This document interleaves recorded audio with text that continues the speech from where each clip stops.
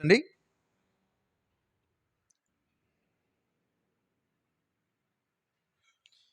ఈ యొక్క సాయంకాల సమయంలో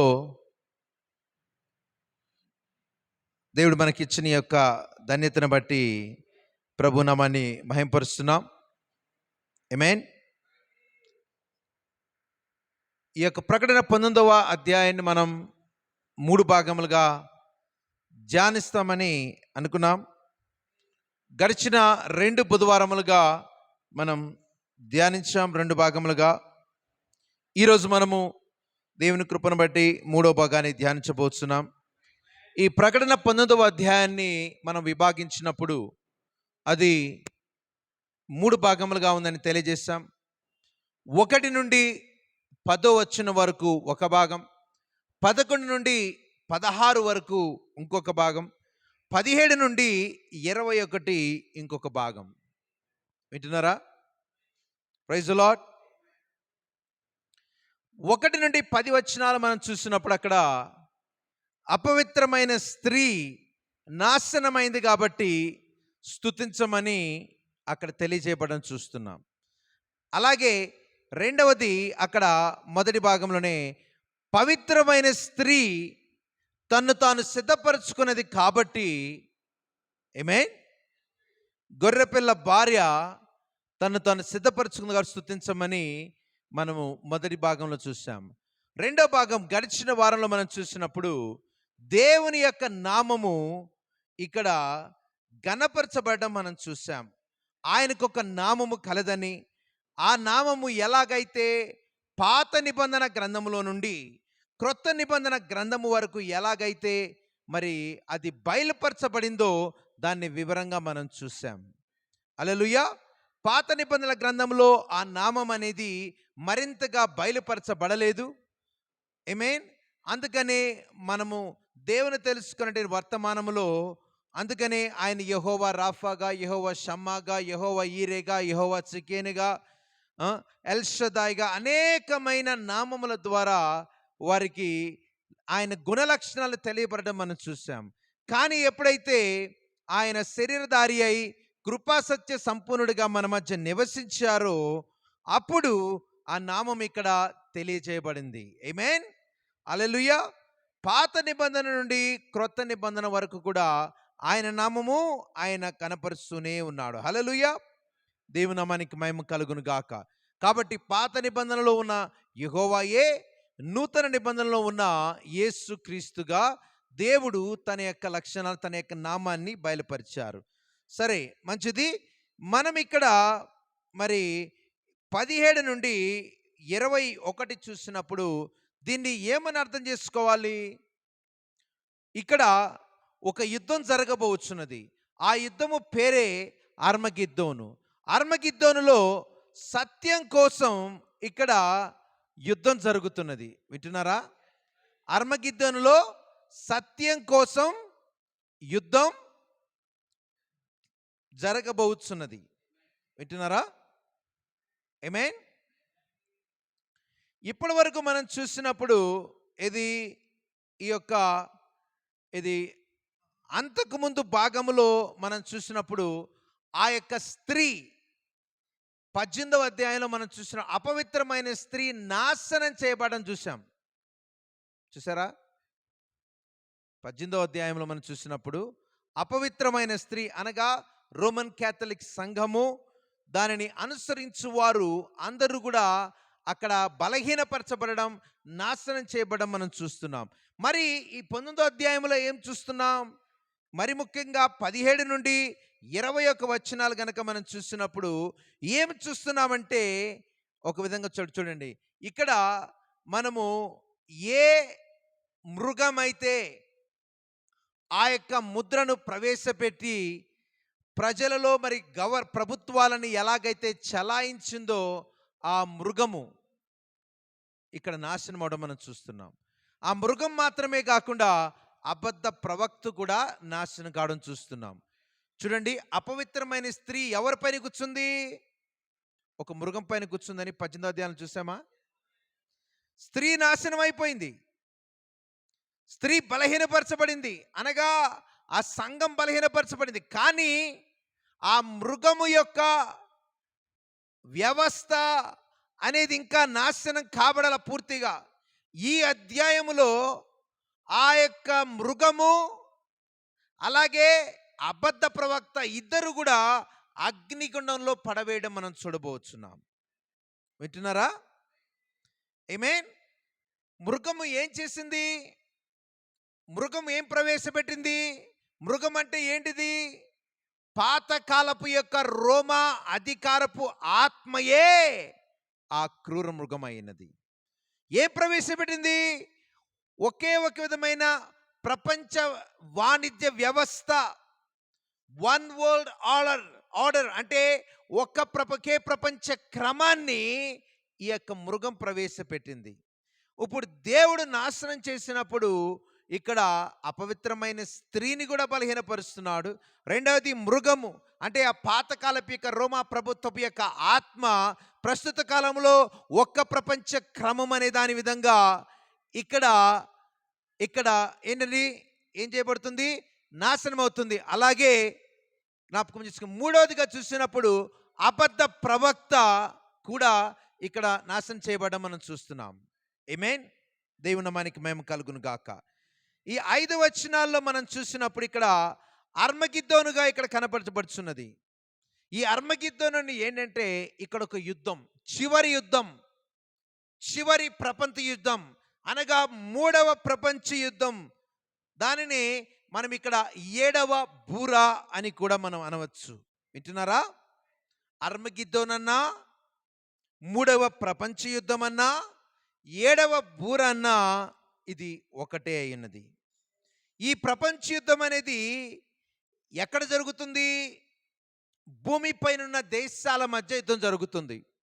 మొదటి ప్రపంచ యుద్ధం అలాగే జరిగింది కదా, రెండవ ప్రపంచ యుద్ధం కూడా అలాగే జరిగింది కదా, అలాగే 3వ ప్రపంచ యుద్ధం కూడా అలాగే భూమిపైనున్న దేశాల మధ్య ఇక్కడ జరగడం మనం చూస్తున్నాం. జ్ఞాపకం ఉంచుకోనండి, ఈ యుద్ధం వేరు, ఆ యొక్క గోగు మాగోగు యుద్ధం వేరు. గోగు మాగోగు యుద్ధం అనేది 1000 ఏండ్ల పరిపాలన తర్వాత జరుగుతున్నది. ఇది అర్మగిద్దోన్ అనేది 1000 ఏండ్ల పరిపాలన ముందు జరుగుతుంది. శ్రమల కాలము యొక్క ముగింపు, ఆ యొక్కది వధువు ఎత్తబడిన తరువాత, ఆ యొక్క బుద్ధి లేని కన్యక శ్రమల కాలంలోకి వెళ్ళిన తర్వాత ఆ చివరిలో జరిగించబడేదే అది అర్మగిద్దోను యుద్ధం అయినది. వింటున్నారా? అది దేశాల మధ్య అది 3వ ప్రపంచ యుద్ధంగా మనం చూస్తున్నాం. దేవుని నామానికి మహిమ కలుగును గాక. చూడండి, ఇంతకు ముందు అధ్యాయములో దేవుడు తన వాక్యము చేత ఆ యొక్క అపవిత్రమైన స్త్రీ విధానాలన్నీ కూడా బహిర్గతం చేయబడ్డాయి. అంతే కదా? దాని వర్తకాలన్నీ, దాని వాణిజ్యాలన్నీ, భూలోక ప్రాజులు, అంతే కదా? అయ్యో అయ్యో అనుకున్నారా లేదా? వాళ్ళు ఏడ్చారు. వాళ్ళు ఎవరు ఏడ్చారు? భూరాజులు ఏడ్చారు, వర్తకులు ఏడ్చారు, అనుసరించిన వారు అందరూ ఏడ్చారు. అర్థమైందా? అయ్యో అయ్యో మహాబబులోను కూలిపోయిను. ఎందుకంటే వాళ్ళంతా ఒకప్పుడు ఆ స్త్రీ ద్వారా వాళ్ళు ఏం పొందారు? లాభాన్ని పొందారు. ఆ స్త్రీ అయితే అక్కడ నాశనం కావడం, పతనం కావడం మనం చూస్తున్నాం. కానీ మరి ఇంకా ఏముంది? ఇంకా ఆ యొక్క మృగము యొక్క వ్యవస్థ అనేది ఇంకా నాశనం కాల. వింటున్నారా? అలాగే అబద్ధ ప్రవక్త. అందుకని చూడండి, ఇక్కడ చదవబడిన లేఖనములో గనక మనం చూస్తే ఏమని ఉంటుంది? ఇక్కడ మనకి ఇక్కడ 20వ వచనంలో చూస్తే అక్కడ అప్పుడు ఆ మృగమును అని తర్వాత ఏముంటుందంటే చూడండి ఏముంటుంది? అబద్ధ ప్రవక్త, ఆ అబద్ధ ప్రవక్తయు అని ఉంటుందా లేదా? ఎక్కడ వాళ్ళు వేయబడుతున్నారు? అప్పుడు ఆ మృగమును దాని ఎదుట సూచక క్రియలు చేసి దాని ముద్రను వేయించుకుని వారిని, ఆ మృగము ప్రతిమకు నమస్కరించిన వారిని, మోసపరిచిన ఆ అబద్ధ ప్రవక్త. అర్థమైందా? మృగము, అబద్ధ ప్రవక్త రెండు కూడా ఎక్కడ పడవేయబడుతున్నారు? వారిద్దరు గంధకముతో మండుచున్న అగ్నిగుండములో ప్రాణముతోనే వేయబడి. అంతేనా? అంటే ఇక్కడ నాశనాన్ని మనం చూస్తున్నాం. అర్థమైందా? దీన్ని మీరు జాగ్రత్తగా గమనించాలి. దేవుడు మనకు సహాయం చేయని గాక. ఆమేన్. వింటున్నారా? Praise the lord. 17 నుండి 21 వరకు మృగము, అబద్ధ ప్రవక్త పతనాన్ని మనం చూస్తున్నాం. దేవుడు మనకు సహాయం చేయని. సరే, 17వ వచనం చదవండి బ్రదర్. మరియు ఒక దూత సూర్యబింబములో నిలిచి ఉండుట సూర్యబింబములో నిలిచి ఉండుట చూచితిని. చూచితిని. వింటున్నారా? ఏమే? మరి ఒక దూత సూర్యబింబములో నిలిచి ఉండుట చూచితిని. సోదరి సోదరుడా, చూచితిని ఇక్కడ ఏం కనబడుతుంది? ఒక దూత. దూత అంటే ఎవరు? వర్తమానికుడు. అంతేనా కదా? వర్తమానికుడు. వింటున్నారా? ఏంజల్ వర్తమానికుడని మనం అనేకమైన సార్లు చూస్తాం. దాని గురించి చెప్పాల్సిన అవసరం లేదు. ఒక దూత సూర్యబింబములో నిలిచి ఉండుట. ఇక్కడ సూర్యబింబములో లేకపోతే సూర్యునిలో అని మనం అనొచ్చు. అదేనా ఇక్కడ ఉంది కింద? అదేనా ఉందండి ఇక్కడ? సూర్యునిలో అని ఉంది. అంటే సూర్యునిలో అంటే దాని అర్థాన్ని ఏం చేసుకోవాలంటే వెలుగులో లేక తూర్పున. వింటున్నారా? సూర్యుడు వచ్చినప్పుడు సూర్యుడు ఎక్కడి నుంచి వస్తాడు? తూర్పు నుంచి. సూర్యుడు వచ్చినప్పుడు ఏమొస్తుంది? వెలుగు. కాబట్టి ఒక దూత, ఆ దూత ద్వారా ఎక్కడ నిలిచి ఉన్నాడు? ఆ దూత వెలుగులో నిలిచి ఉన్నాడు. ఆమేన్. నిలిచి ఉండడు చూచితిని అంటే ఇక్కడ యోహానికి ఒక ప్రత్యక్షత అనేది ఇవ్వబడడం మనం చూస్తున్నాం. ఆమేన్. ఆ దూత ఆ యొక్క వెలుగులో ఉండటం మనం చూస్తాం. దేవుని నామానికి మహిమ కలుగును గాక. హల్లెలూయా. సరే, ఈ యొక్క సాయంకాల సమయంలో ఒక 10 నిమిషాల పాటు ఎవరు ఏంటి ఈ సూర్యబింబములో నిలిచి ఉండుట, స్టాండింగ్ ఇన్ ద సన్, సూర్యబింబములో నిలిచి ఉండుట అనేది ఏంటి అనేది కొద్ది నిమిషాలు మనం ధ్యానించాలి. దీన్ని అర్థం కావాలంటే ప్రవక్త గారు 1962 నవంబర్ నెల 4వ తారీఖున ఇది దూషణకరమైన దేవదూషణకరమైన నామములని వర్తమానములో ఒక 8-10 నిమిషాల వరకు ఒక దర్శనాన్ని ఆయన వివరిస్తున్నారు. ఆ దర్శనాన్ని నేను మీకు వివరించాలనుకుంటున్నాను. దేని గురించి అండి? సూర్యబింబం మీద.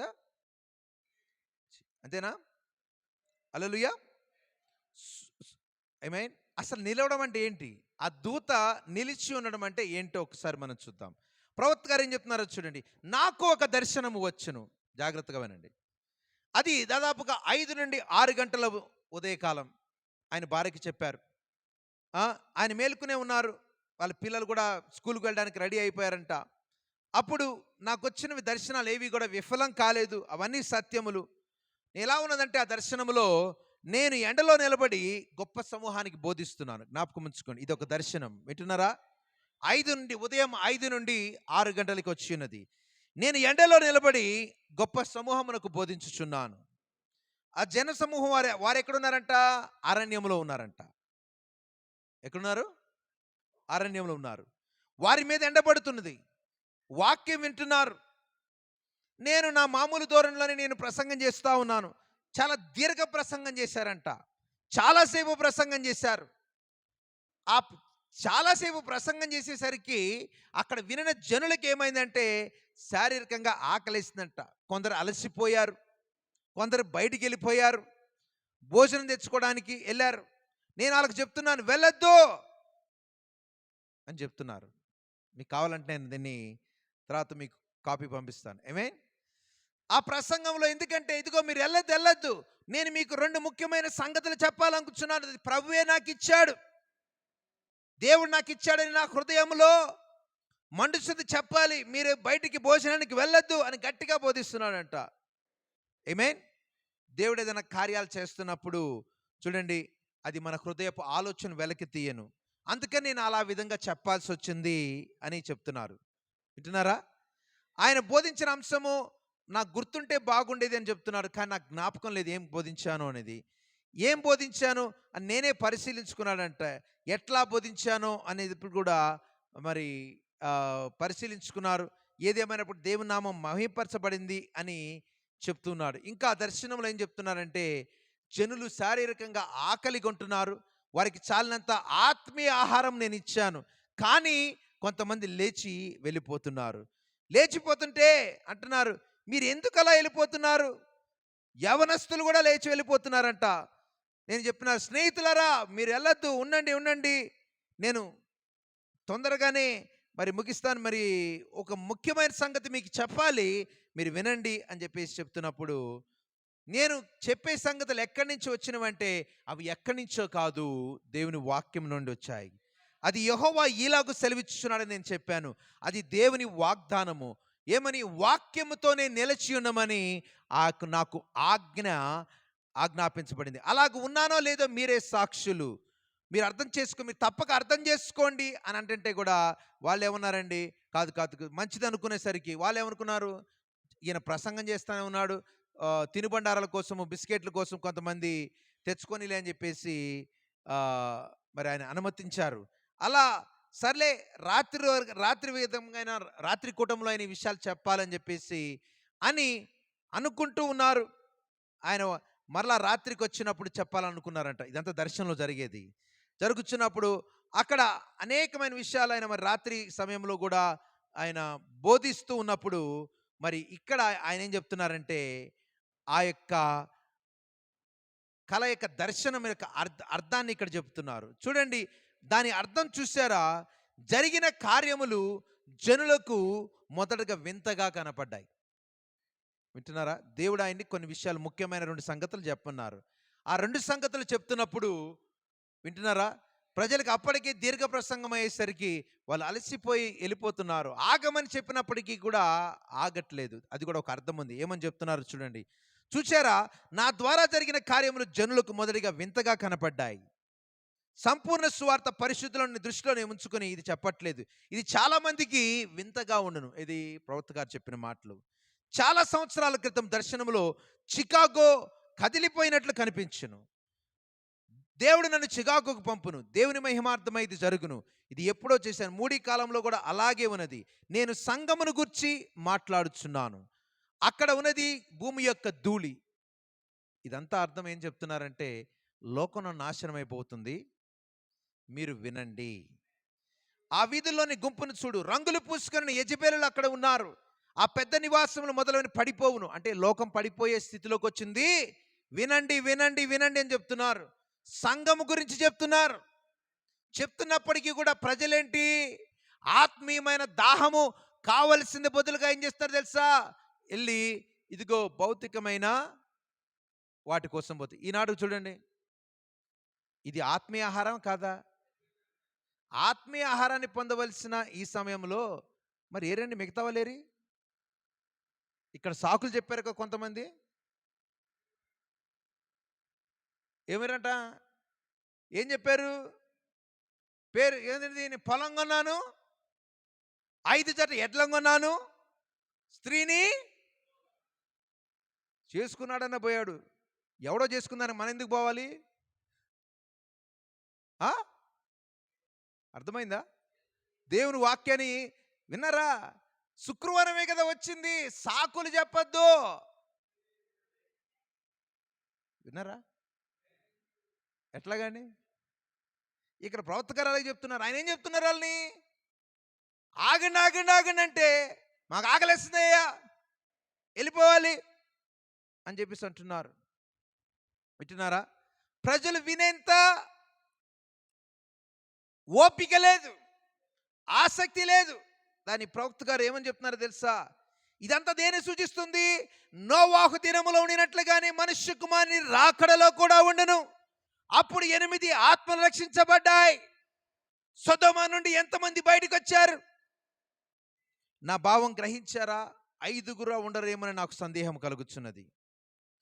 ఇప్పుడు వారు మొదటి వర్తమానము చూచి వెంటబడిరి, అందరూ దేవుని మహిమపరిచిరి, అయితే వారు వచ్చినట్లే వెళ్ళిపోయారంట. వింటున్నారా?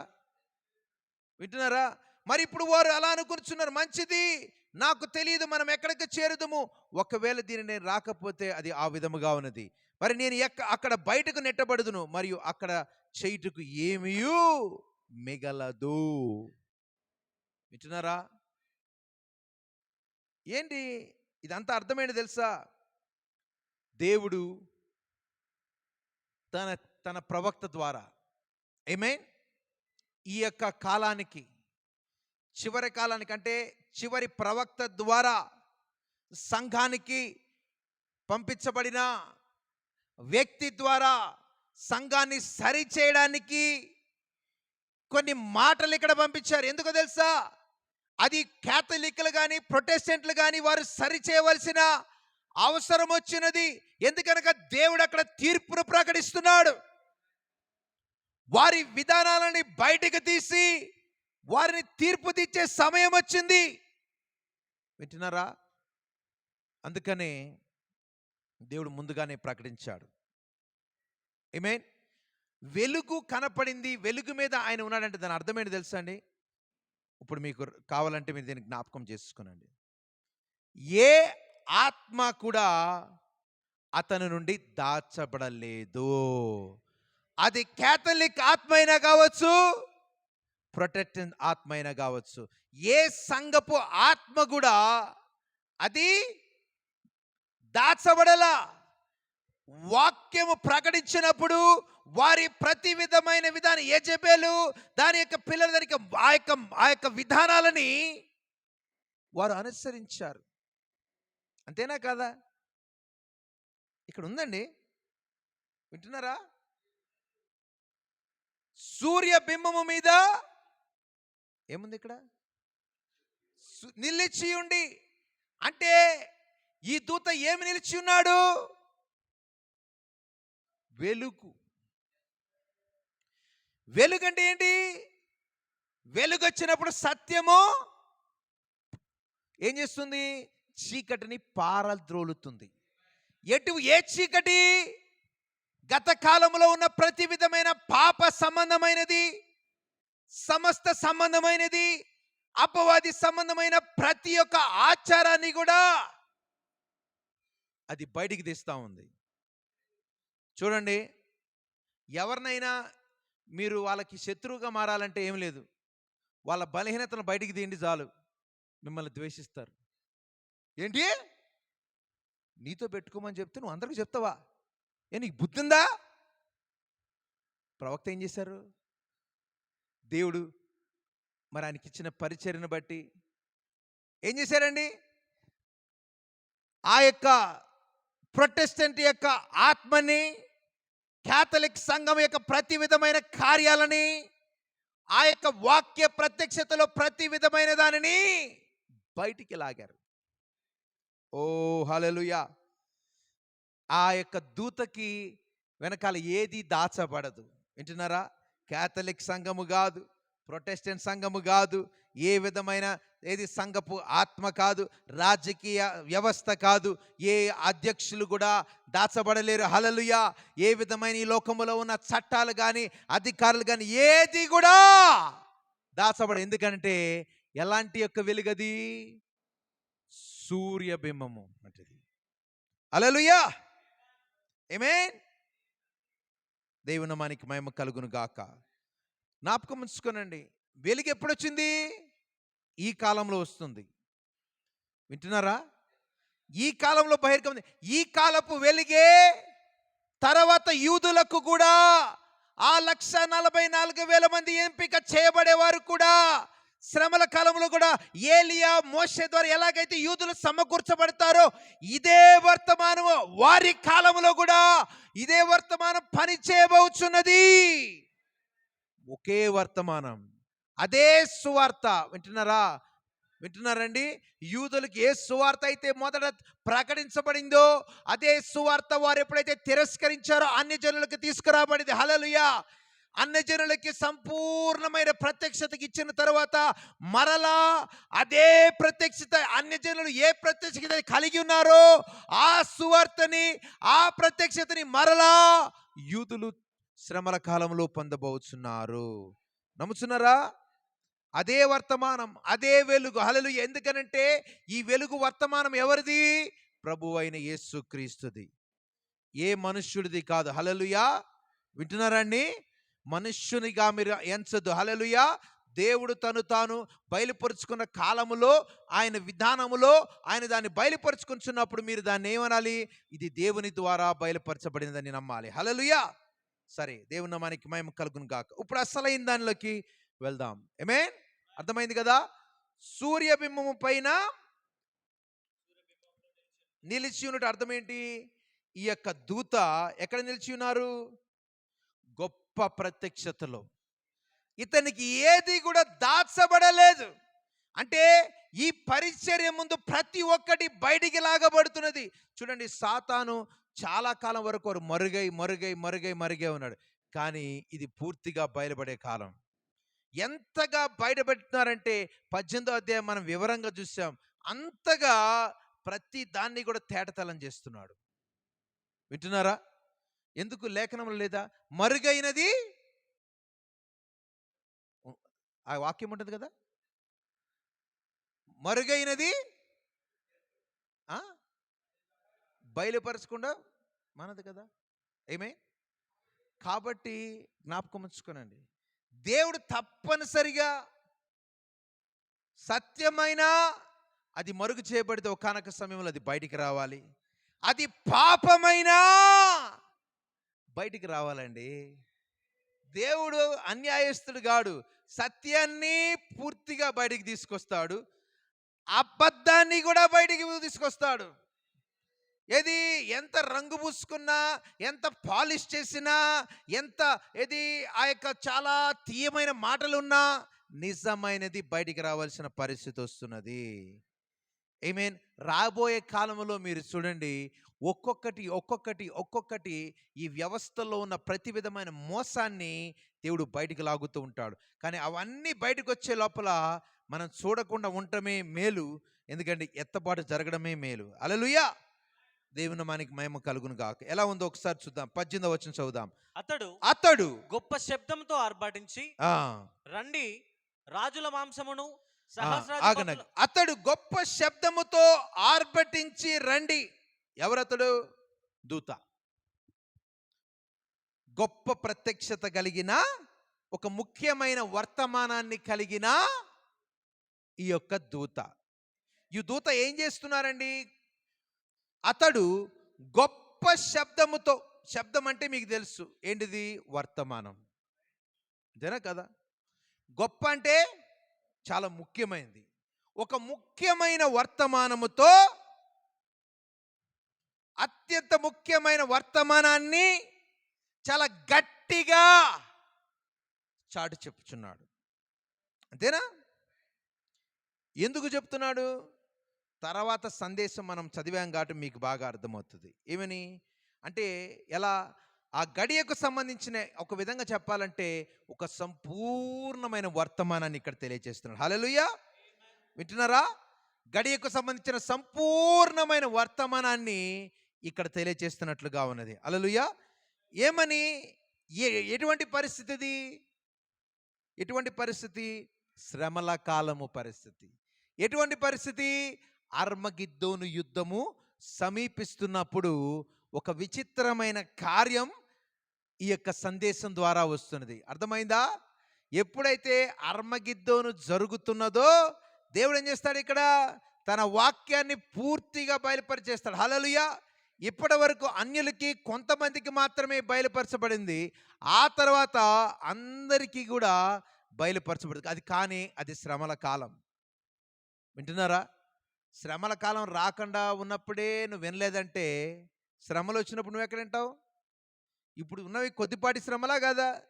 కొద్దిపాటి శ్రమలు ఉన్నప్పుడే వాక్య వర్తమానం నీకు ఇచ్చి కృపాకాలంలో ఉంచితేనే అటు ఇటుగా ఉన్నావు.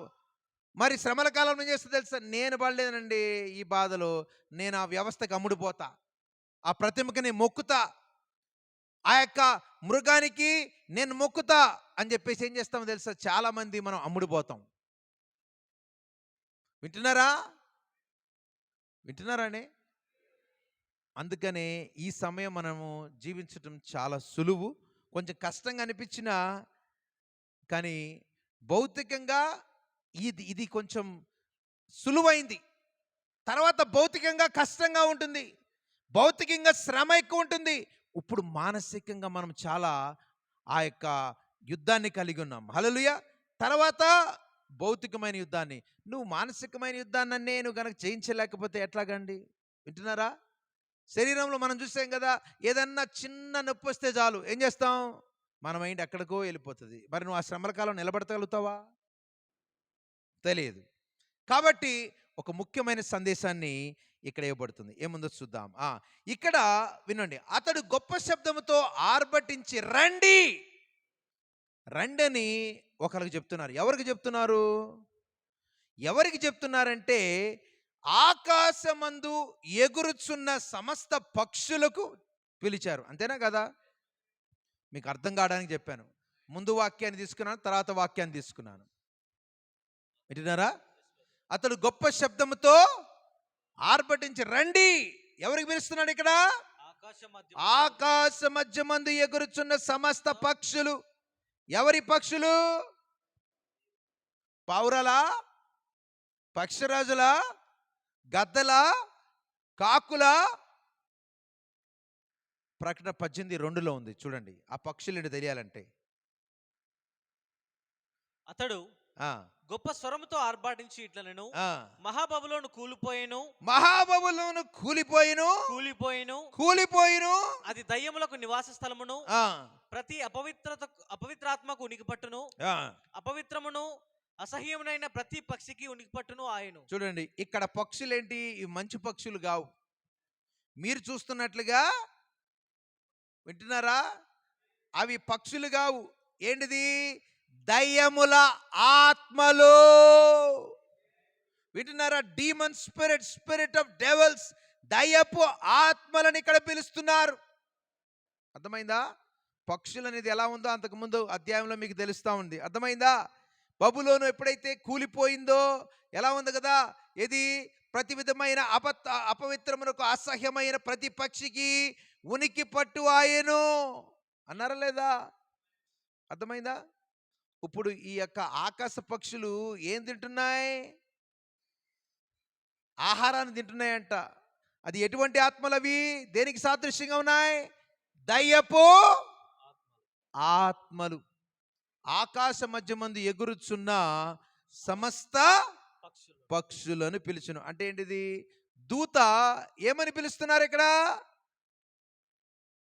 ఓ దయ్యపాత్మలారా, మీరు రండి రండి రండి రండి రండి రండి. అర్థమైందా? ఆమేన్.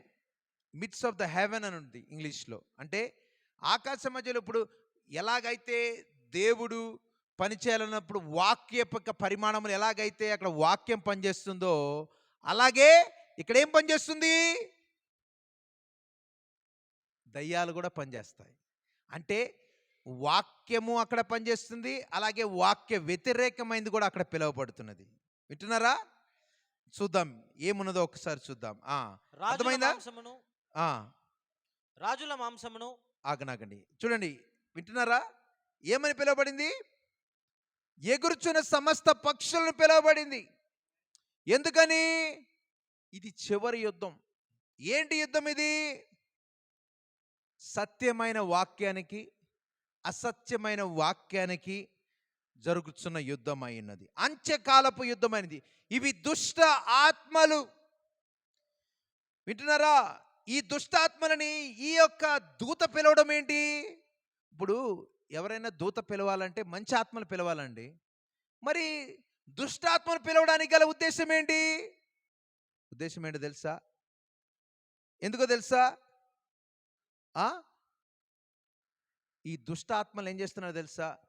ఎవరైతే ఆయన మాట వినలేదో, ఎవరైతే వారు సత్యానికి వ్యతిరేకంగా పనిచేశారో వాళ్ళను విమోచన లేకుండా నాశనం చేయబడ్డానికే ఇక్కడ దూత ద్వారా ఏం పిలువబడుతున్నారు? దయ్యపు ఆత్మలను ఇక్కడ పిలువబడుతున్నారు. దేనికి పిలుస్తున్నారంట? దేవుని గొప్ప విందుకు రండి, కూడి రండని. దేవుని విందులు ఎవరు ఉండాలి? పరిశుద్ధులు ఉండాలి. కానీ ఇక్కడ చూస్తే పరిశుద్ధులు కాదు కదా. ఈ విందు చూడాలంటే చాలా వ్యత్యాసంగా ఉంది. ఎందుకని? ఇక్కడ మనం చదవబోతాం. చాలామంది రాజుల మాంసంలో అంటే చాలా చాలా మాంసాలు ఉన్నాయి. ఇదేమీ కూడా మంచి విందులాగా లేదు. అర్థమైందా? ఎవరి మాంసాన్ని పట్టుకుంటున్నారు? ఎవరి మాంసం అక్కడ ఆహారంగా ఉండబోతుంది. ఎవరు తింటున్నారు? తినేది ఎవరు తెలుసా? అపవిత్రాత్మలు. వింటున్నారా? వింటున్నారా? పిలువబడిన అపవిత్రాత్మలు ఎవరిని తినాలి? మనం చూడబోతాం. అంతేనా? ఇదంతా ఎవరు ఏర్పాటు చేసింది చెప్పండి? దేవుడే నిర్ణయించాడు. వింటున్నారా? ఎవరైతే అప్పటి వరకు మృగము యొక్క వ్యవస్థకి లోబడి అనుకూలముగా ఉండి స్వార్థ ప్రయోజనాలతో ఎవరైతే మ్రొక్కి ఉన్నారో వారి హృదయాలను, మనస్సులను ఈ యొక్క అపవిత్రమైన ఆత్మలకు విందు కాబోతున్నాయి. దేవుడే దీన్ని నిర్ణయించారు. వింటున్నారా? ఈ ఆత్మలని ప్రపంచము పైన వదిలిపెట్టే విధంగా ఎవరు ఏర్పాటు చేశారండి? దేవుడే. కాబట్టి ఇక్కడ చూడండి, మాంసము అనేది ఇక్కడ మీరు చదవబడినప్పుడు ఇక్కడ లేఖనంలో ఉందా లేదా? ఉందా? మాంసం ఉందా? ఉందా? చాలా చోట్ల ఉన్నది. మాంసము అంటే మీరు అర్థం చేసుకోవాల్సింది ఏంటంటే, మాంసం అంటే ఏంటి?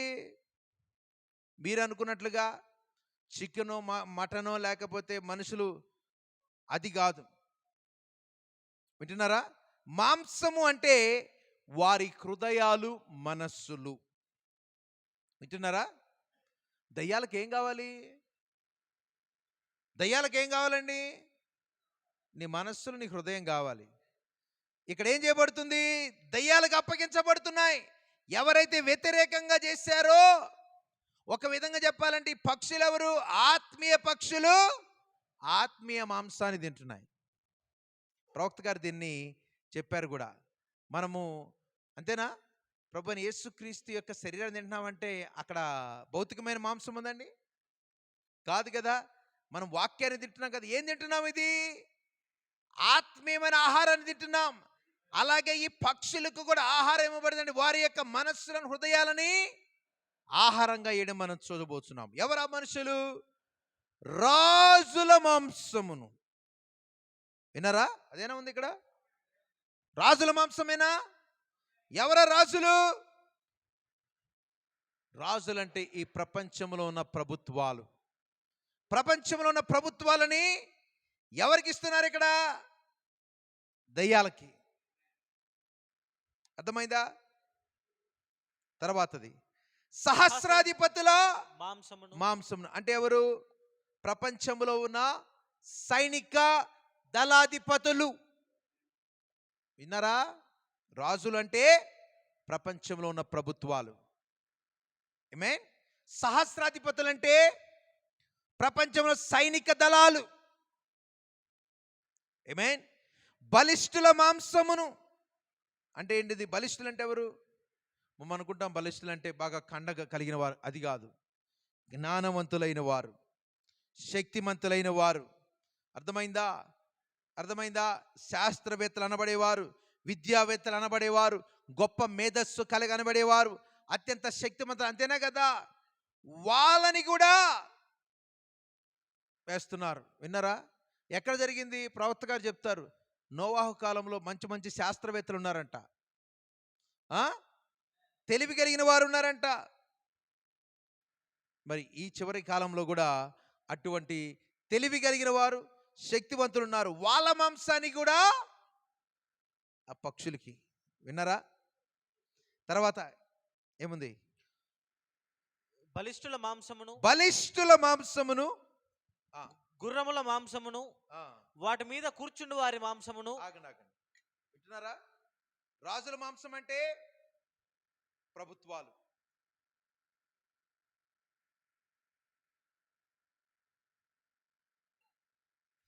సహస్రాధిపతులు అంటే సైన్యాధిపతులు.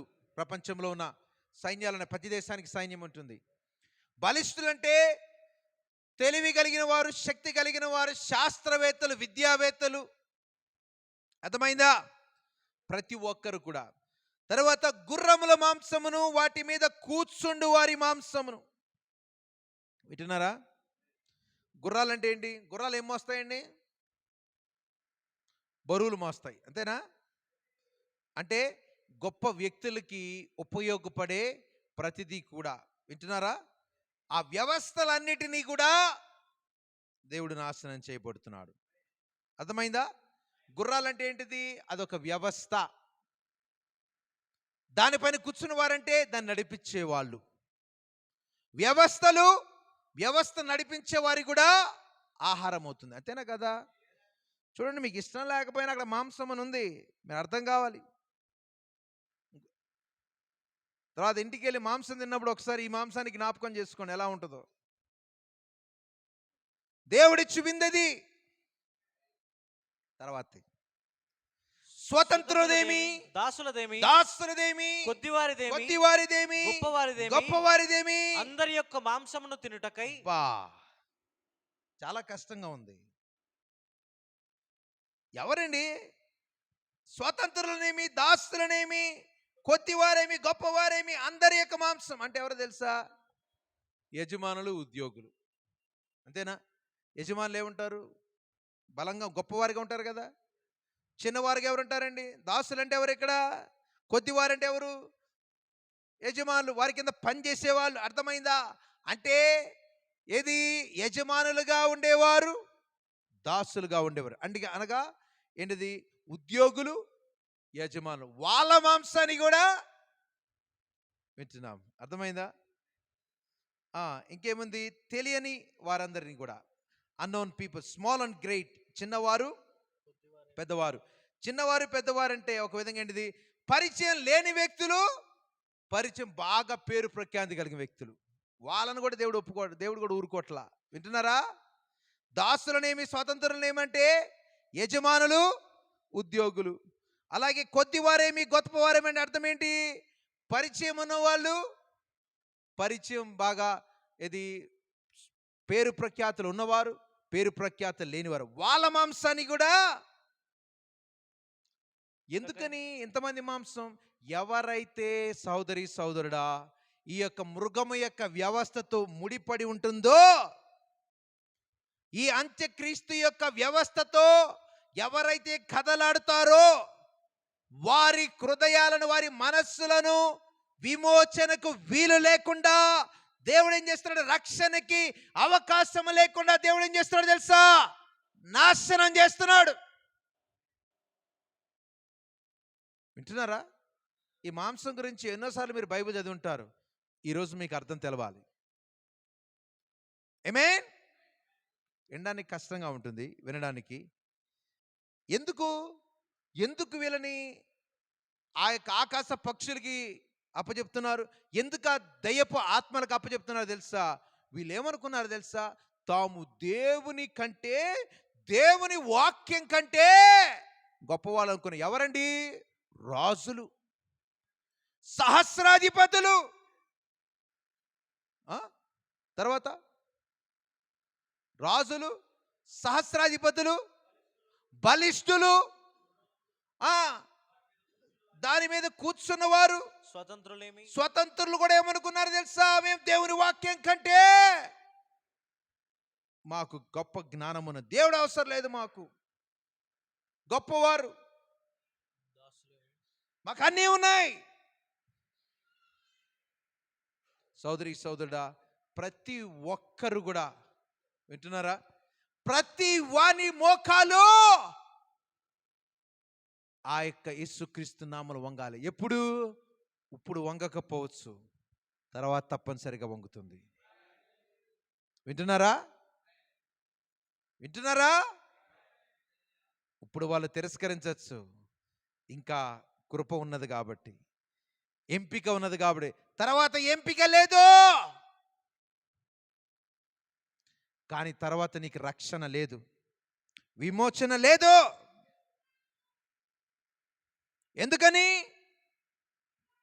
నీకు ఇవ్వబడిన కాలంలోనే మనము అంగీకరించకుండా, రక్షణను అంగీకరించకుండా, మృగము యొక్క వ్యవస్థలో మనం పాలు భాగస్థులై ఉన్నాం. చాలా విచారం. అంతేనా కాదా? జ్ఞాపకం ఉంచుకోండి. ఈ మాంసాన్ని ఎవరేశారు? ఎవరు అనుమతించారు? దేవుడే నిర్ణయించాడు. దేవుడే అనుమతించాడు.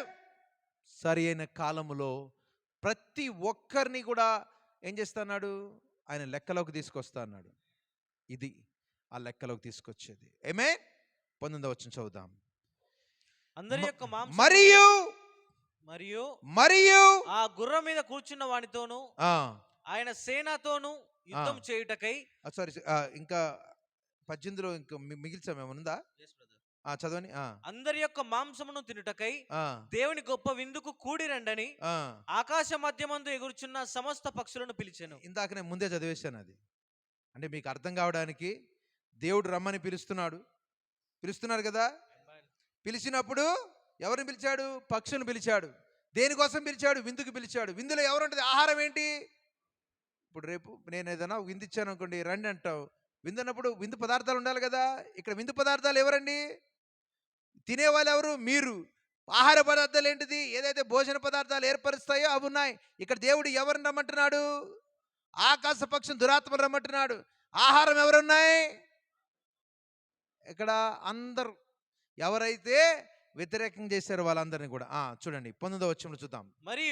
మరియు ఆ గుర్రం మీద కూర్చున్న వానితోను ఆ గుర్రము మీద కూర్చున్న వానితోను ఆయన సేనతోను యుద్ధం చేయుటకై. ఎవరు ఆ గుర్రం మీద కూర్చున్న ఆయన? ఎవరు? ప్రభు అయినా యేసుక్రీస్తు కాదా? ఆత్మీయ అభిషేకం అని మనం ఉన్నామా లేదా? మీరు మర్చిపోతే ఎట్లాగండి? అర్థమైందా?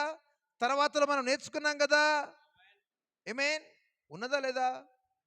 తర్వాత ముందు నేర్చుకున్నామా లేదా? మనము 19వ అధ్యాయంలోనే మనం నేర్చుకున్నామా లేదా? హల్లెలూయా. అందుకనే ఒక్కొక్కటి కనుక మీరు చూడాలంటే దీని ముందు మీరు వాటిని ధ్యానించి మీరు రావాల్సి ఉంటుంది. దేవుని నామానికి మహిమ కలుగును గాక. హల్లెలూయా. సరే, ఆ గుర్రం మీద కూర్చుంది వాని సేనలని ఎవరన్నామండి? ఎవరు గుర్రం మీద కూర్చుంది? ఎవరు? ప్రభు అయిన యేసుక్రీస్తు. వాక్యము. హల్లెలూయా. ఆ వాక్యాన్ని అనుసరించే వాళ్ళు సేనలు ఉన్నారు. ఎవరు వాళ్ళు? పరిశుద్ధులు. అర్థమైందా? ఆమేన్. మరి ఆ గుర్రం మీద కూర్చున్న వారితోనూ అలాగే ఆయన సేనలతోనూ యుద్ధం చేయుటకై ఆ ఆ క్రూర మృగమును భూరాజులను వారి సేనలను కూడి ఉండగా చూచితిని. చూడండి, గుర్రం మీద కూర్చున్న ఆయనతో ఆయన సేనలతో యుద్ధం చేయడానికి ఎవరు యుద్ధం చేసేది? ఎవరండి? క్రూరముఖం. ఎవరా క్రూరముఖము? పాతకాలపు యొక్క రోమన్ యొక్క ఆ రాజకీయ ఆత్మ. ఆ రాజకీయ ఆత్మే అంత్యకాలంలో ఎలా మారింది?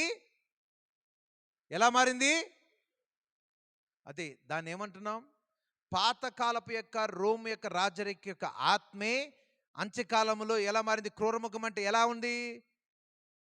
ఒకే ప్రపంచ వ్యవస్థ అనే విధానంలో మారింది. One world order. ఆత్మదే నెబుకద్నెజర్ కాలంలో ఉంది. వింటున్నారా? యేసు ప్రభువారి కాలంలో ఉంది. ప్రతి కాలంలో ఆ ఆత్మ ఉంది. ఆత్మ ఏం చేస్తుంది? మారుతూ వస్తుంది. ఆ మారుతూ వచ్చినప్పుడు మన కాలంలో ఇది క్రూర మృగముగా అది వన్ వరల్డ్ ఆర్డర్ ఒకే ప్రపంచ వ్యవస్థ అనే విధానములో మారి ఏం చెబుతుంది? కొంతమంది భూరాజులను ఎమ్మడబెట్టుకుంది. అంతేనా కదా? భూరాజులను ఎమ్మడబెట్టుకుని వారి సేనలను కూడి ఉండగా చూచితిని. అంటే ఏంటిది? క్రూరముఖము. అర్థమైందా? దాంతో పాటు కొంతమంది రాజులు అనగా ప్రభుత్వాలు. సేనలు అంటే ఎవరైతే ఆ రాజుతో ఆ ప్రభుత్వాలతో ఎవరైతే ఏకీభవిస్తారో, ఎవరు? యూనియన్లు కావచ్చు, పార్టీలు కావచ్చు, ఆ వ్యవస్థకి ఎవరైతే అంగీకరిస్తారో వాళ్ళందరూ కూడా ఎవరికి వ్యతిరేకంగా పోరాడుతున్నారు? గుర్రం మీద ఎవరున్నారు ఇక్కడ? దేవుని వాక్యం ఉన్నది. ఆ వాక్యాన్ని అనుసరిస్తున్న ఆయన సేవకులు, నీతిని అనుసరించే వారు ఉన్నారా లేదా? పరిశుద్ధులు ఉన్నారా లేదా? అంటే ఇక్కడెక్కడ సత్యము ఒకవైపు ఉంటే అసత్యము వ్యవస్థ, మృగము యొక్క వ్యవస్థ అంతా కూడా ఒకవైపు ఉన్నది. ఏంది? కూడి వచ్చుచుండగా. అర్థమైందా? అంటే ఏంటి? సత్యానికి నీతికి వ్యతిరేకంగా ఇక్కడ మృగము యొక్క వ్యవస్థ అనేకమైంది. అది వాళ్ళకి తెలిసి చేస్తారో తెలియదు, కానీ వాళ్ళు సత్యాన్ని ప్రతిఘటిస్తున్నారు. ఏం ప్రతిఘటిస్తున్నారు? వాక్యాన్ని ప్రతిఘటిస్తున్నారు. వాక్యముతో నిలిచి ఉండే వారిని కూడా ప్రతిఘటిస్తున్నారు. నిజమేనండి, వింటున్నారా? ఒకప్పుడు పురుషుడు గర్భం ధరిస్తాడా అంటే అది అసాధ్యమనే విధంగా ఉంది. ఈనాడు ఎలా ఉందంటే వ్యవస్థని, దేవుడిచ్చిన సహజమైన దానిని మార్చి అది అనుకూలంగా చేసే విధంగా ఉన్నది. ఇదివరకు రెండు ఉండేవి. ఏమన్నది? పురుషుది, స్త్రీ ఉండేది. మిగతాది ఏంటిది? ఇప్పుడు ఒక ట్రాన్స్జెండర్ వచ్చేసింది. అంటే ట్రాన్స్జెండర్ కాదు, చాలా చాలా చేశారు, చాలా విధాలుగా చేశారు. వింటున్నారా? ఎందుకని? మనం అనుకున్న దానికంటే చాలా ఘోరంగా ఉన్నది. అందుకని ప్రజాస్వామ్యం అనే ముసుగులో చాలామంది, చాలా ప్రభుత్వాలు ఏం చేస్తున్నాయి? సత్యాన్ని వ్యతిరేకిస్తున్నాయి, దేవుని వాక్యాన్ని వ్యతిరేకిస్తున్నాయి, దేవుని సహజమైన గుణాలని, సహజమైన న్యాయ సూత్రాలని వ్యతిరేకిస్తున్నారు. ఎక్కడి నుంచి ప్రారంభమైంది తెలుసా? మీరేమనుకుంటారు తెలుసా? తర్వాత వాక్యంలో వస్తుంది. మనం ఏం చేస్తాం? లోకం అంతం గురించి, పోపు గురించి, లేకపోతే కాలిఫోర్నియా గురించి, భూకంపాల గురించి మనం నేర్చుకుంటాం. కానీ మీరేం నేర్చుకోరు, ఏం తెలిసలేదు తెలుసా? మీ పిల్లలు ఈ యొక్క మృగము యొక్క వ్యవస్థతో ఎలా వారు పాఠ్య అంశముల ద్వారా ప్రభావితమవుతున్నారో మీకు తెలియకుండానే వాని యొక్క వ్యవస్థ ప్రభావితమవుతుందని మనం తెలియకుండా ఉన్నాం. ఏదో గొప్ప కార్యాన్ని చూసి మనం ఇదిగో ఇదిగో అనుకుంటున్నాం, కానీ ఒక విషములాగా, అది ఒక విధంగా చెప్పాలంటే చల్లగా నెమ్మదిగా ఆ యొక్క పసి హృదయాలు ఏమవుతుంది తెలుసా? వాళ్ళు పెద్ద అయ్యేసరికి ఏమంటారు తెలుసా? దేవుడా, మేము నమ్మం. అలాగే అయిపోయింది. ఒకప్పుడు ఇంగ్లాండ్ దేశం ఎలా ఉండేది తెలుసా? ఎంతో భక్తిగా ఉండేది. ఇప్పుడు ఎలా ఉంది? ఒక భ్రష్టత్వం కలిగిన దేశంగా మారింది. అమెరికా ఎలా ఉండేది? వారి పునాదులు ఎట్లా కట్టబడ్డాయి? ప్రతి స్కూల్లో కూడా ప్రేయర్ చేయించేవాళ్ళు. ఇప్పుడు ఎలా ఉంది తెలుసా పరిస్థితి? చాలా ఘోరంగా ఉంది. ప్రతి హాస్పిటల్లో బైబిల్ ఉండేది. చూసారా ఏమైంది? మృగము యొక్క వ్యవస్థ, ప్రజాస్వామ్యం అనే ముసుగులో అబార్షన్లు, అనేకమైన వాక్య వ్యతిరేకమైన విధానాలని, స్వలింగ సంపర్కులు, అనేకమైన విధానాలని రావడం మనం చూస్తున్నాం. ఎందుకని? అదంతా మృగము యొక్క వ్యవస్థలో భాగం. ఏదో పోపును ఒక్కటే కాదు, పోపు ఆ వ్యవస్థలో ఒక భాగం. దాన్ని చూద్దాం. అప్పుడు ఆ మృగమును దాని ఎదుట సూచక్రియలు చేసి దాని ముద్రను వేయించుకున్న వారిని, ఆ మృగపు ప్రతిమకు నమస్కరించిన వారిని మోసపరిచిన ఆ అబద్ధ ప్రవక్తయు పట్టబడి వారిద్దరు గంధకముతో మండు అగ్నిగుండంలో ప్రాణముతోనే వేయబడిరి. అర్థమైందా? ఎవరు వేయబడ్డారు? ఇద్దరు, మృగము, అబద్ధ ప్రవక్త. అర్థమైందా? ఇక్కడ మృగం ఒక్కటే వెళ్తే పర్లేదు, అబద్ధ ప్రవక్త ఒక్కటే వెళ్తే కాదు, తాను వెళ్ళే మార్గంలో ఏం చేస్తాడు? వీలైనంత మందిని తీసుకు. మృగం అంటే ఏంటి? ఏదో పెద్ద భయంకరంగా చూపించే ఆ యొక్క జంతువు అనుకుంటున్నారా? వ్యవస్థ. దానిలో చాలా మంది భాగమయ్యారు. అందుకని అప్పుడు ఆ మృగమును చూడండి. ఇక్కడ మృగం ఏమైంది? ఇక్కడ ఓడిపోయింది. ప్రపంచ వ్యవస్థ ఏమైపోయింది? ఇక్కడ ఓడిపోబడినది. కానీ ఆ యొక్క మృగము యొక్క సూచిక క్రియల ద్వారా, అబద్ధ ప్రవక్త సూచిక క్రియల ద్వారా కొంతమంది మోసపరచబడ్డారండి. ఎవరు మోసపరచబడుతున్నారు? మోసపరచబడ్డారు ఉన్నారా లేదా? ఉందా లేదా? ఏది? ఇక్కడ అబద్ధ ప్రవక్త ద్వారా కొంతమంది మోసపరచబడ్డారు, సూచక క్రియలు చేయబడి ద్వారా. ఉందా? అంటే ఏంటిది?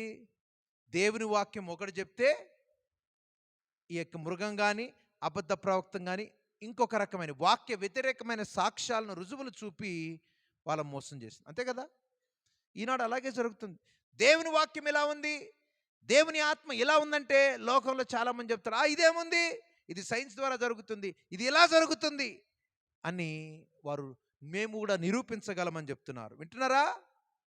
సత్యానికి వ్యతిరేకంగా కొన్ని సాక్ష్యాలను రుజువులను వారు తీసుకొచ్చి సూచక క్రియలు చేసి కొంతమందిని మోసం చేస్తున్నారు.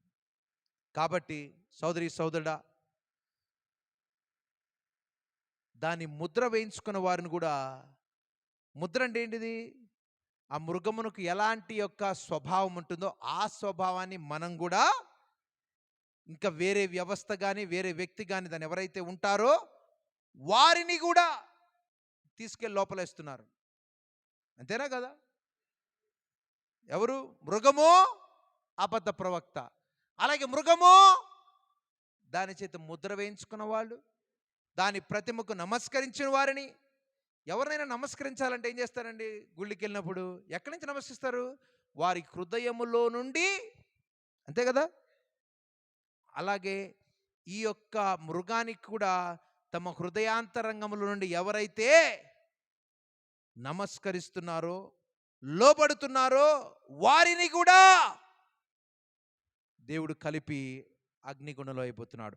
ఈ అబద్ధ ప్రవక్త ద్వారా ఏం జరుగుతున్నాయి? కొన్ని సూచిక క్రియలు ఉన్నాయి. ఆ సూచిక క్రియల ద్వారా ఏం జరిగిందండి? కొంతమంది మోసపోవచ్చు. చాలామంది ఏమంటారంటే ఆ అబద్ధ ప్రవక్త ఎవరో కాదు, పోపు అంటారు. జ్ఞాపకం ఉంచుకోనండి, ఆ అబద్ధ ప్రవక్త పోపు కాదు, పోపు దానిలో భాగం. ఈ యొక్క అబద్ధ ప్రవక్త ఎవరనగా పాప పురుషుడు. పేతురు రాసిన పత్రికలో కొంచెం ఉంటుంది కదా, పాప పురుషుడు బయలుపరిడితే గాని ఉందా లేదా? ఉంటుందా? మ్యాన్ ఆఫ్ సిన్, పోప్ అనేది దానిలో భాగం. అర్థమైందా? మీకు తెలుసా ఈ యొక్క అబద్ధ ప్రవక్త అనేది నిజంగా క్యాథలిక్ వాళ్ళు ఎక్కువ అద్భుతాలను కానీ ఎక్కువ సూచక్రియలను కానీ పెద్దంతగా నమ్మరు. మరి ఎవరు అంటే ఏంటో తెలుసా? క్యాథలిక్కే కాదు, ఈ యొక్క ప్రొటెస్టెంట్లోంచి వచ్చిన వాళ్ళు కూడా కలిపి ఈ యొక్క అబద్ధ ప్రవక్తలో భాగమై ఉన్నారు. అబద్ధ ప్రవక్త అంటే కేవలం క్యాథలిక్ మాత్రం, పోప్ మాత్రమే కాదు. అతడు కేవలము కనపడడానికి ఒక వ్యక్తిగానే ఉంటాడు, కానీ ఆ వ్యవస్థలో ఎవరైతే, చూడండి, ఒకప్పుడు క్యాథలిక్ సంఘమే ఉండేది, ఇప్పుడు ప్రతి ఒక్క ప్రొటెస్టెంట్స్ సంఘము కూడా ఏమవుతున్నాయి? ఆ యొక్క పోపు యొక్క వ్యవస్థలో భాగమవుతున్నాయి. నిజమే, పోపు నాయకత్వం వహించవచ్చు, కానీ దానిలో నడుచువారు చాలామంది ఉన్నారు, చాలామంది ఉన్నారు. మీరు చూడాల్సింది అది మీకు ఇందాక మీకు చెప్పాను. హోమోసెక్షువల్ కానీ, ట్రాన్స్జెండరిజం కానీ, అబార్షన్ కానీ, వాతావరణ మార్పులు కానీ, దేవుడు లేడనే విధానం కానీ, నాస్తికత్వము కానీ, క్రైస్తవ వ్యతిరేకమైన విధానం కానీ. జ్ఞాపకం ఉంచుకోండి, ప్రపంచంలో ఏ మతానికి అంత వ్యతిరేకంగా దాడులు జరగటం, క్రైస్తవ మతానికి వ్యతిరేకంగా జరుగుతున్న దాడులు అక్కడ ఎక్కడా లేదండి. వింటున్నారా? ఇస్లాంకి లేదు, హిందూయిజంకి లేదు, ఏ మతానికి వ్యతిరేకం లేదు. క్రైస్తవ మతం ఎందుకో తెలుసా? సత్యమైన దానికి ఎప్పుడు కూడా వ్యతిరేకంగానే ఉంటుంది. వింటున్నారా? కాబట్టి ప్రజలు ఎలా ఉన్నారు? వాళ్ళ యొక్క మైండ్లు వాళ్ళు అమ్మేసుకుంటున్నారు, వాళ్ళ జ్యేష్ఠత్వాన్ని అప్పగించి ఉన్నారు, మానవత్వాన్ని కోల్పోతున్నారు. వారు ఏం చేస్తున్నారో తెలుసా? మేము నీతి కొరకు నిలబడి ఉన్నామని చెప్పుకొనుచు ఆ యొక్క దయ్యపు యొక్క మార్గంలో వారు ఉంటున్నారు. ఒక విధంగా ఈ అబద్ధ ప్రవక్త లేక మృగము యొక్క వ్యవస్థలో వీరు భాగమై ఉన్నారు. వింటున్నారా?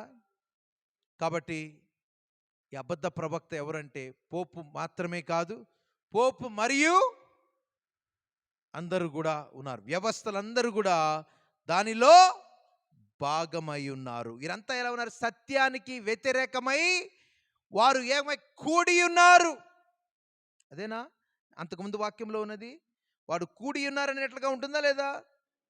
అంతే, ఇదంతా కూడా వారు కలిసి ఐక్యముగా ఉన్నారు. ఎలా ఉంటారు? మనమంతా ఒకటే, మనమంతా ఒకే మతం, మనమంతా ఒకే ప్రజలం. అర్థమైందా?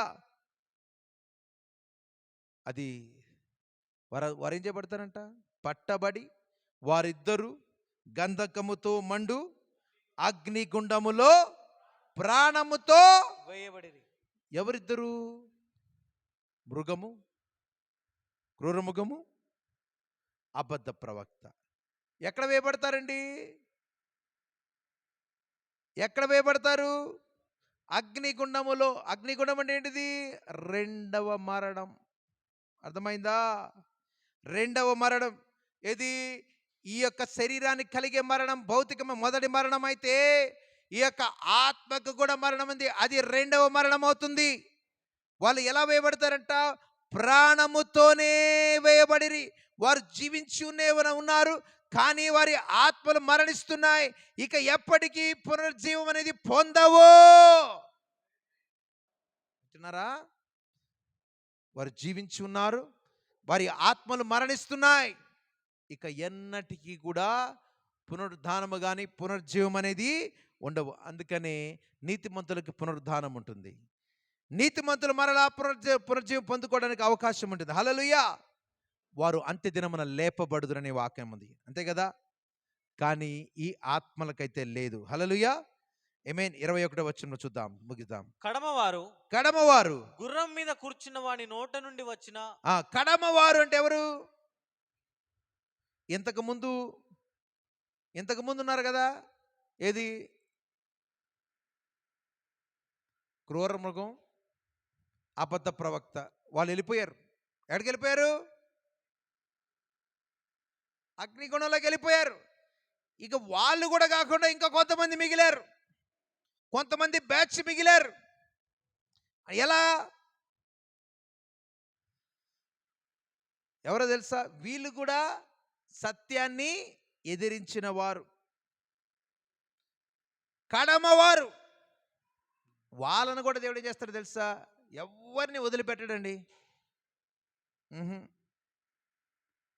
ఆ యొక్క ఏక ప్రపంచ వ్యవస్థ విధానాన్ని అనుసరిస్తూ సత్యాన్ని ఎవరైతే ఎదిరిస్తారో వాళ్ళని ఏం చేయబోతున్నాడంట? గుర్రము మీద కూర్చున్న వాని ఖడ్గము చేత వధింపబడిరి. వింటున్నారా? ఆగాను, నేను మధ్యలో వాక్యాన్ని తర్వాత చెప్పాలని నేను ముందుకు వెళ్ళిపోయాను. గుర్రము మీద కూర్చున్న వాని ఖడ్గము చేత వధింపబడిరి. ఖడ్గం ఏంటండి? ఖడ్గం ఏంటి? దేవుని వాక్యమైనది. హల్లెలూయా. దేవుని సత్యమైనది. హల్లెలూయా. గుర్రం అంటే ఏంటిది? అది ఆత్మీయమైన నీతి గల అభిషేకమైనది. హల్లెలూయా. గుర్రం మీద ఎవరు కూర్చున్నారు? వాక్యం కూర్చున్నారు, అంతే కదా? ఆమేన్. ఆ వాక్యం ఖడ్గం వల్లే వచ్చి ఏం చేయాలి? ఆ యొక్క ఖడ్గం ఎక్కడి నుంచి వస్తుంది?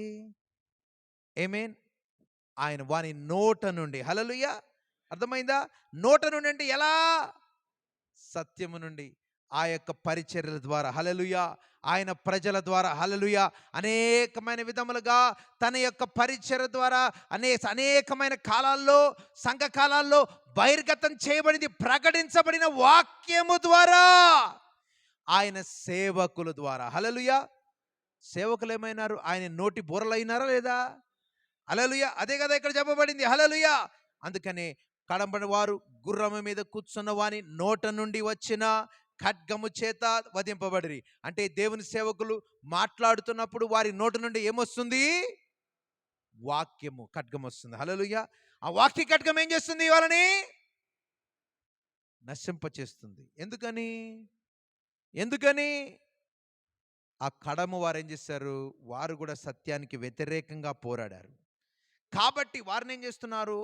వారి ముందు వాక్యం వచ్చి వాళ్ళని తీర్పు తీరుస్తుంది, వాక్యం వచ్చి ఖండిస్తుంది, తర్వాత దురాత్మలకు అప్పచెప్తున్నారు. వారి మాంసమును పక్షులనియు కడుపార తినెను. అర్థమైందా? దీన్ని ఏమని చెప్తున్నాం? దయ్యపు ఆత్మలు. అర్థమైందా? వారి హృదయాలని, వాళ్ళ మనసుని పీక్కుని తిన్నట్లుగా ఉంది. ఎందుకనంటే వారు ఆ యొక్క ఒక్క ప్రపంచ వ్యవస్థకు వారు లోబడి ఉన్నారు, సత్యవాక్యానికి వ్యతిరేకంగా పోరాడారు కాబట్టి దేవుడు ఏం చేస్తున్నారు, వాటిని ఏం చేస్తున్నారు, ఆ కడమ వారిని, ఆ యొక్క మాంసమును, వారి మాంసాన్ని పక్షులకి ఆమేన్ తినివేయమన్నట్లుగా ఆజ్ఞాపించి ఉన్నారు. హల్లెలూయా. నమ్ముచున్నారా? దేవుడు ప్రతి ఒక్కరిని మనం చూస్తున్నాం. అది స్త్రీతో ప్రారంభమైంది. స్త్రీ నాశనం చేశాడా? 18వ అధ్యాయంలో చూసామా? మొదట స్త్రీని చూశాడు, తర్వాత మృగము ఎవరు, ఆ యొక్క ప్రతిమకి ఎవరైతే మొక్కారో, ఎవరైతే ఆరాధించారో, ఆ యొక్క ఒకే ప్రపంచ వ్యవస్థ ఎవరైతే ఏకీభవించారో, కలిసి పనిచేశారో, ప్రతి ఒక్కరిని కూడా దేవుడు తీసుకెళ్తున్నాడు, అగ్నిగుణంలో ఇస్తున్నాడు. మూడోది అబద్ధ ప్రవక్త. ఈ అబద్ధ ప్రవక్త యొక్క బోధన ద్వారా, సంఘాల ద్వారా, ఆమేన్, సంఘ శాఖల ద్వారా, విధానాల ద్వారా ఎవరైతే మోసపరచబడ్డారో, దాని సూచక్రియల ద్వారా వారిని కూడా అగ్నిగుండాలు. చివరిగా కడమ వారు, మిగిలిన వాళ్ళని కూడా ఏం చేస్తున్నారు, దేవుడు తీసుకువెళ్తున్నాడు. కాబట్టి సోదరి సోదరుడా, దీన్ని బట్టి మనకు ఏమర్థమవుతుందంటే, దేవుడు ముందుగా ఏదైనా భౌతికమైన దాన్ని అనుమతించాలంటే ముందుగా ఆత్మీయమైనది, ముందుగా దానిని, అర్థమైందా, ఆత్మీయమైన కోణములో ముందు అనుమతిస్తాడు, తర్వాత భౌతికమైంది. చూడండి, మనకు ఇప్పుడున్నది శ్రమల కాలమే. ఒక విధంగా ఎలాంటి శ్రమల కాలము? మహాశ్రమల కాలం కాదు, ఎత్తబాటుకు ముందున్న శ్రమల కాలం. ఈ శ్రమల్ని మనం గనక పోరాడలేకపోతే, ఈ అర్థమైందా, ఆత్మీయమైన పోరాటమా కదా? అంతేనా? పోరాటమేనా ఇది? ఏది? సత్యము అసత్యము మధ్య పోరాటం ఉందా లేదా? ఉంది. దాన్ని మనం పోరాడాలి. దీన్నే పోరాడలేకపోతే భౌతికమైన యుద్ధం నువ్వెలా పోరాడగలుగుతావు? వింటున్నారా? ఆమేన్. ఇక్కడ తప్పించుకోవడానికి దేవుడు మార్గం ఉన్నది, కృప ఉన్నది, దయ ఉన్నది, కరుణ ఉన్నది, ప్రేమ ఉన్నది. తర్వాత అవన్నీ ఉండవు, ఎందుకంటే కృపాకాలం ముగించబడుతుంది. మహాశ్రమలు, ప్రవక్త గారు చెప్పారు, ఆ శ్రమల్లో నా యొక్క శత్రువును కూడా ఉండడానికి నేను ఇష్టపడేదన్నాడు. వింటున్నారా? అంత భయంకరంగా ఉంటుంది. వింటున్నారండి?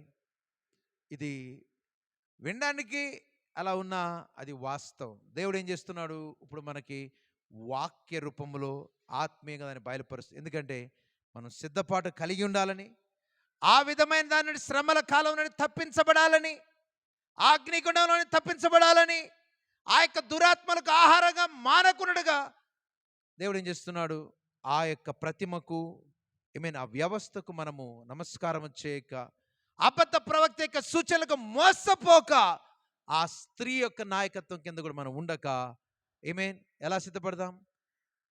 గొర్రెపిల్ల భారీగా మనకిచ్చిన వస్త్రములను సిద్ధపరచుకుని మనం సిద్ధపడడానికి దేవుడు మనకు సహాయం చేయొచ్చు. దేవుడు మనకు సహాయం చేయను గాక.